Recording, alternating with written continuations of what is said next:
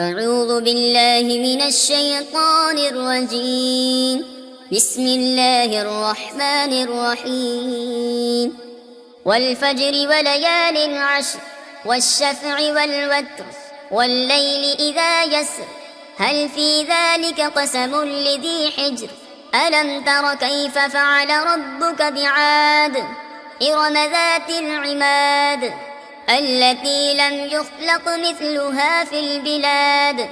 وثمود الذين جابوا الصخر بالواد وفرعون ذي الأوتاد الذين طغوا في البلاد فأكثروا فيها الفساد فصب عليهم ربك سوط عذاب إن ربك لبالمرصاد فأما الإنسان إذا ما ابتلاه ربه فأكرمه ونعمه فيقول ربي أكرمن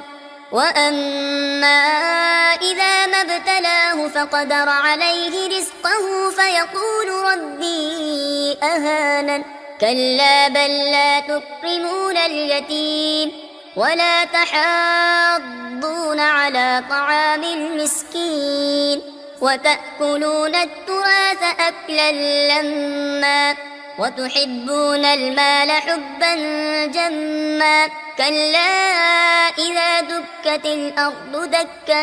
دكا وجاء ربك والملك صفا صفا وجيء يومئذ بجهنم يومئذ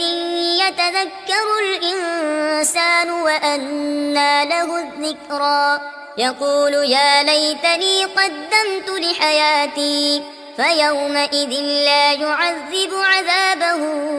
أحد ولا يوثق وثاقه أحد يا أيتها النفس المطمئنة ارجعي إلى ربك راضية مرضية فادخلي في عبادي وادخلي جنتي صدق الله العظيم.